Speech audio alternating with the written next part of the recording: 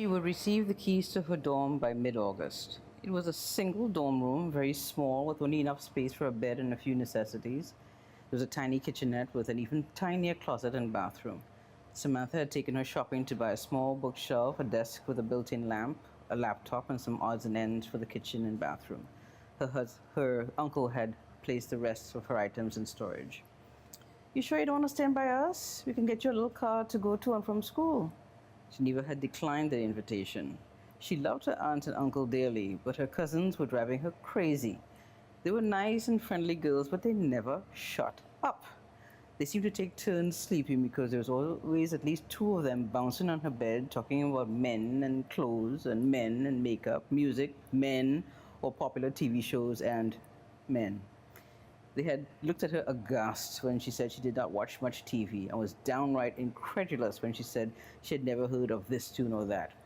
"So, you just listen to calypsos and reggaes?" Lisa bounced up and down at the end of the bed. "She probably does, because that's all they play in the islands." Leslie tossed a pillow at Lisa, answering before Geneva could get a word in. "I like soca's better than calypsos, though. Love the fast beat. But, you don't really get to hear any of that up here, except on one or two stations late at night." "Actually, oh my God, you two are too stupid." Lauren strolled into the room and threw her sisters a withering look. "She probably likes other music, too. They don't just play calypsos and reggaes down there, you know. They have that Mexican Christmas music, too. What do they call it? Perengue or paranage, something like that. We heard it, remember?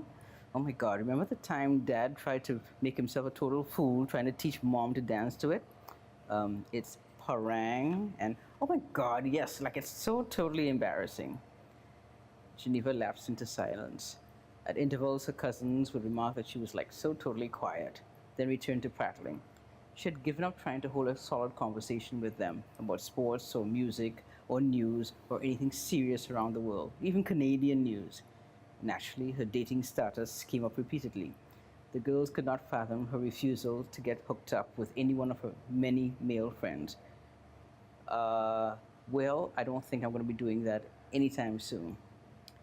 Well, Geneva wished Remy was there to help her wade through these conversations. He had such a knack for falling into whatever mood of discussion was going on around him. He fit in everywhere, while Geneva felt like a fish out of water with her cousins. They insisted her on taking her on every jaunt, though. Geneva tried to visit museums and art galleries. They wanted to shop or go clubbing. Geneva wanted to see a serious film. They gasped and giggled. "You've got to be kidding," and dragged her to some bubblegum flicks. So, Natalie, it's a story about you.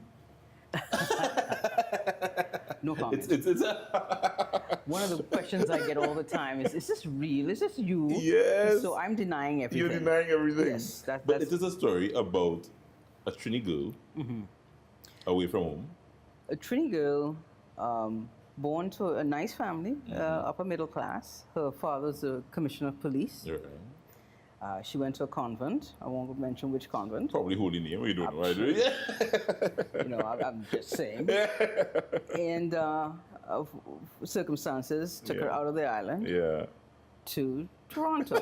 And at that point, it's no longer me. It's just a coincidence that my star girl did that trip.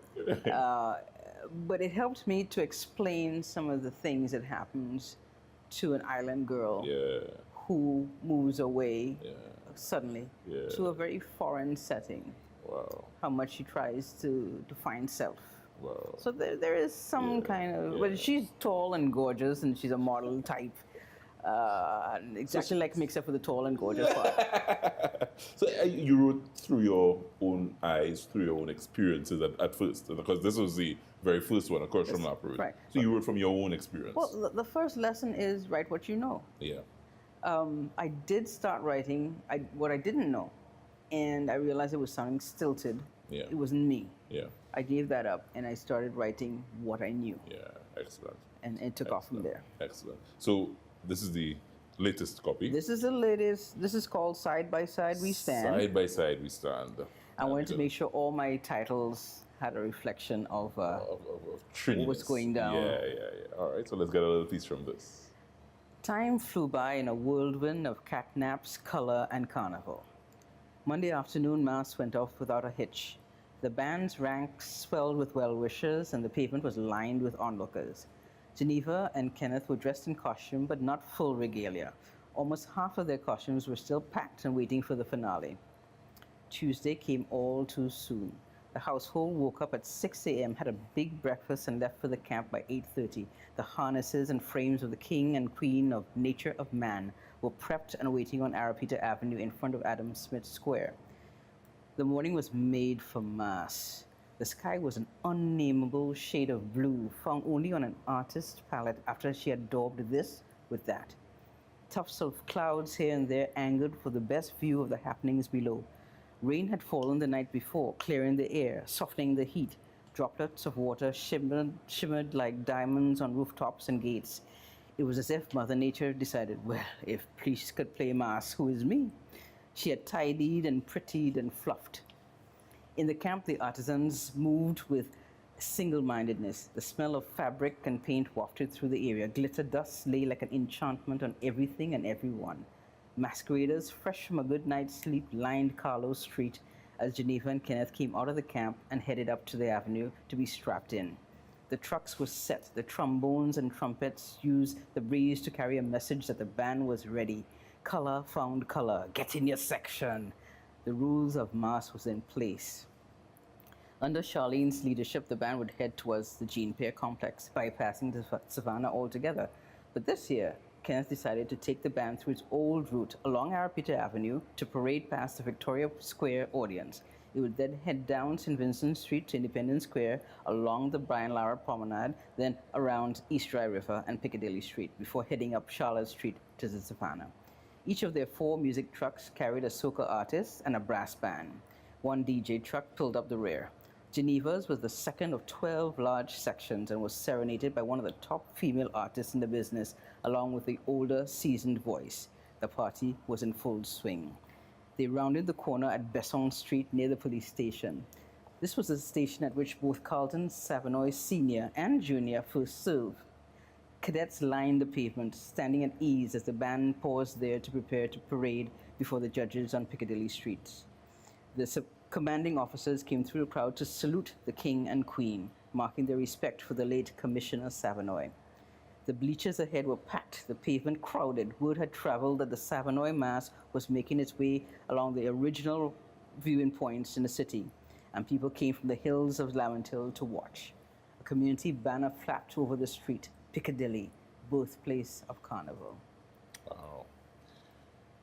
Please, the books are almost sold out. I think there are just a few more left. There's a few left at my biggest supporter, Paper-Based. Paper-Based.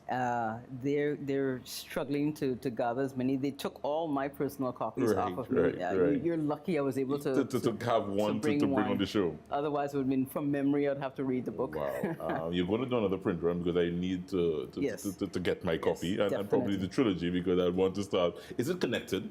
I mean, does one go to the next in terms of a storyline and a sequence? Yes, it is one story broken into 3 books. Wow. Yes, Wow. and I did not plan that. Wow. Wow. It's fun. Nathalie Taghaboni, thank you Yes. very much for dropping by pleasure this is morning. mine. One of our local authors, and as I said, the storyline starts with her. I'm not sure it's going to end with her. No. But it's really, as I said, a Trinity girl finding her way Yes. in the big open world. That's right. Yeah, in the big open world. Right. Thank you very much, Nathalie, for dropping by this morning. Thank you for having when me. Nathalie does reprints, because all sold out locally here, can you get it on Amazon at all? Yes. You can as well. Amazon and Barnes & Noble. Yeah, she's going to drop us a line and we're going to let you know when you can pick up your copy. Seems like a very, very good read. Thank you very Thank much. you. And congratulations. Thank you. Appreciate it. Congratulations. That's going to do it, folks. Cup of Joe, local author, dropping by just to close things off as we share a cup with the lady Nathalie Taghaboni. And I think I got her name right on all counts of this morning. Yes, you did. Yes, you did. We will see you back here tomorrow for another Cup of Joe. Do join us here at 10 o'clock on weekday mornings on CCN TV6. I'm Joel Villafon. Have a good day, TNT. We'll be back tomorrow.